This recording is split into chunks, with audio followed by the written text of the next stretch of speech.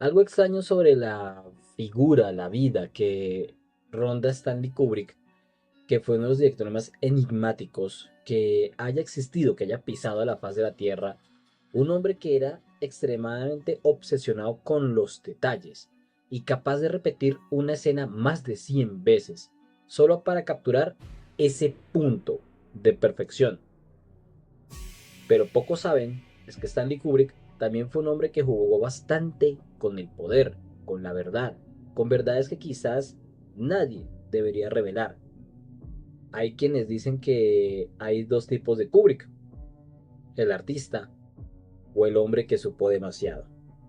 Hoy, en Hunter Paranormal, el misterio que rodea la muerte, la vida y la obra de Stanley Kubrick. Stanley Kubrick nació en 1928 en Nueva York y desde muy joven su fascinación por la fotografía lo llevó a entender el poder de la imaginación o el poder de la misma imagen. Su mente iba más allá de solamente aquello, la imagen. Quería mostrar era la belleza. Quería controlar la percepción con lo que la gente veía aquella imagen. Con los años, sus películas se convirtieron en un espejo, algo más oscuro, como una especie de advertencia. Su obra estaba llena de mensajes ocultos, símbolos y metáforas que muchos ya tachaban como algo tipo paranoico. Pero, ¿qué tal si no lo eran? Películas como 2001 Odisea en el espacio, El Resplandor, La Naranja Mecánica, eh, incluso la película Ojos Bien Cerrados, parecen no solamente hablar acerca de un tema, del poder oculto que está atrás del poder o de las famosas élites, sino de aquella red que mueve los hilos que van desde la parte gubernamental, religiosa y la misma mente humana. Cada film era un rompecabezas, y quien advertía o quien quería resolverlo se encontraba frente a algo que el mismo Kubrick quizás nos estuvo advirtiendo durante mucho tiempo. A finales de los 60, el mundo entero presenció algo totalmente sin precedentes. Era el alunizaje del Apolo 11. Pero desde ese día los rumores comenzaron y todo fue mucho más fuerte. Algunos aseguraban que aquellas imágenes estaban superpuestas, que esto fue un montaje, como ya todos saben, y ya habla la teoría de la conspiración, que todo esto fue filmado en un estudio y que el responsable fue precisamente Stanley Kubrick. En su película 2001 Odisea del Espacio, que se estrenó en 1968, un año antes de la misión, sus efectos eran tan realistas que prácticamente fue reclutado por la NASA para hacer dicho montaje, o esa es la teoría de la conspiración. Acto seguido de esto, se dice que Kubrick, al querer decir la verdad, pues sencillamente fue silenciado. Hay documentos, memorias, testimonios técnicos de que afirman que Kubrick trabajó en un proyecto paralelo en un set militar en Nueva Nevada, lugar donde el suelo era de un polvo grisáceo, las luces simulaban al sol y cada movimiento fue calculado para que fuera a parecer muy real. Kubrick dicen que filmó la luna, pero que los astronautas lo que pisaron no fue más, sino que la Tierra. Y eso es lo que la mayoría de personas quieren creer. Décadas después, en una entrevista que supuestamente fue grabada semanas antes de su muerte, un hombre parecido, muy parecido a él, confiesa haber sido el autor de las imágenes falsas de dicho alunizaje. Aunque el video fue declarado falso por los medios, hay quienes aseguran que esa cinta fue retirada de todas las plataformas en menos de 24 horas, por orden del mismo gobierno. Y aquí es donde el misterio se profundiza. Poco después de terminar su película Ojos Bien Cerrados, Kubrick murió repentinamente. Murió a los 70 años en un aparente ataque al corazón. Pero sus familiares y parte del equipo de filmación aseguran que Kubrick nunca había estado enfermo del corazón y murió solo días después de haber entregado su filme completo al- a la cadena. ¿Coincidencia? ¿O una especie de silencio forzado por todo lo que él sabía acerca del tema del alunizaje?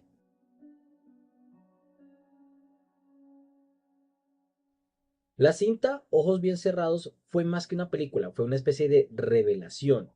En ella, Kubrick expone totalmente sin filtros el mundo que asociaba las sociedades secretas, los rituales, el poder, la corrupción de las grandes élites y la manipulación del deseo humano.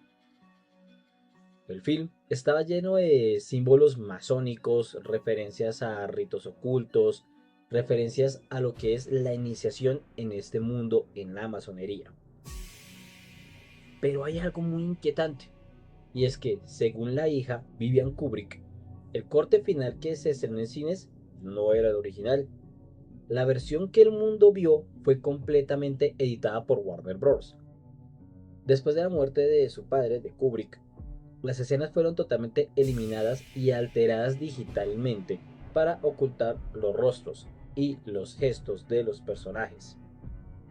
Vivian aseguró que durante años su padre había sido amenazado por mostrar demasiado y que él mismo había dicho días antes de morir: he revelado más de lo que ellos toleran. ¿A quién se refiere Stanley Kubrick con ellos? Nadie sabe con certeza quiénes eran esas personas, pero lo cierto es que si analizamos las escenas, los símbolos, los gestos, la atmósfera de la misma película, parece claro que Stanley Kubrick no solamente habla de las grandes élites, sino de una estructura global que oculta y manipula con formas de control. Y creo, amigos míos, que eso es algo que ya hemos visto en otros paralelos, digámoslo así. Stanley Kubrick siempre fue un perfeccionista, pero detrás de ese perfeccionalismo había algo más, un miedo muy constante. Se dice que en sus últimos años no salía sin guardaespaldas y que rara vez hablaba por teléfono, ya que evitaba que se filtraran conversaciones e incluso evadía mucho las entrevistas. Vivía recluido y obsesionado con proteger su obra, su vida y su familia. Algunos amigos suyos mencionaron que creía que lo espiaban, que su línea obviamente estaba intervenida y que había cubierto cosas durante la investigación, incluso para la película Ojos Bien Cerrados, que nunca debían salir a la luz. Una de esas fuentes, supuestamente ex miembro de una organización con sede en Europa, reveló la existencia de rituales reales en el grupo masón, con lo que se mostró en la película, o sea, lo que está en la película y lo que era la vida real era muy similar. Kubrick quedó impactado con esto y habría decidido incluir los rituales en dicha película. Obviamente sin alterar lo que era la vestimenta, la simbología y como tal solamente alteró un poco los rituales, pero fue solamente eso. En cuanto a simbología y a vestimenta, fue exactamente igual a como fue escrito por esta persona de su sede en Londres.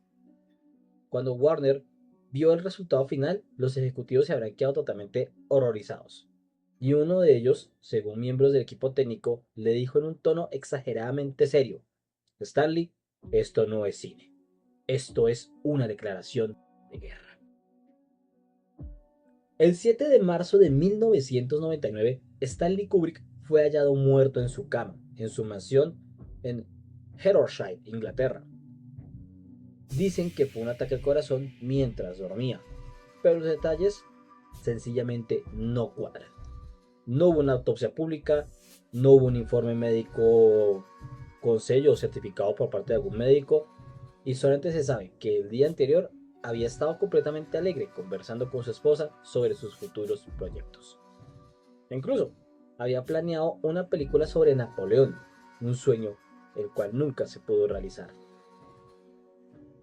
Su muerte repentina, justo después de entregar el corte final de su película, que fue la más polémica, vuelvo y lo repito, levantó las sospechas que jamás se disiparon. Algunos creen que fue sencillamente eliminado, otros que fingió su muerte y desapareció y ahora tiene otra identidad o tenía otra identidad. Sea cual sea la verdad, lo cierto es que en ese momento su obra comenzó a analizarse con lupa y con detalle. y lo que encontraron mis amigos fue bastante aterrador. Hay símbolos en la obra de Kubrick por todo lado y demasiado recurrentes. Toda su filmografía está llena de mensajes. El ojo, el laberinto, el control, la violencia, los rituales. En El Resplandor, obra de Stephen King que fue adaptada al cine por Stanley Kubrick, el número 237 de la habitación prohibida del Hotel Overlook coincide con la distancia entre la Tierra y la Luna. ¿Coincidencia o confesión? En 2001, Odisea del Espacio, el monolito negro representa el conocimiento prohibido y en La Naranja Mecánica, la reprogramación mental es una metáfora a la manipulación social.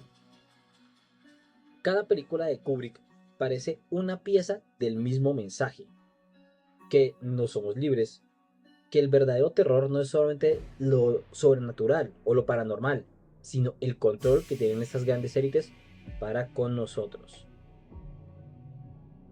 Hoy, más de 2 décadas después de la muerte de Stanley Kubrick, sigue siendo completamente un misterio lo que ha rondado su vida.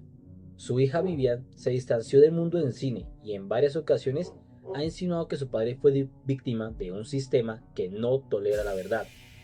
Y hay quienes aseguran que dejó grabaciones completamente inéditas, guardadas en cajas numeradas, que contienen material que nunca se ha visto en películas.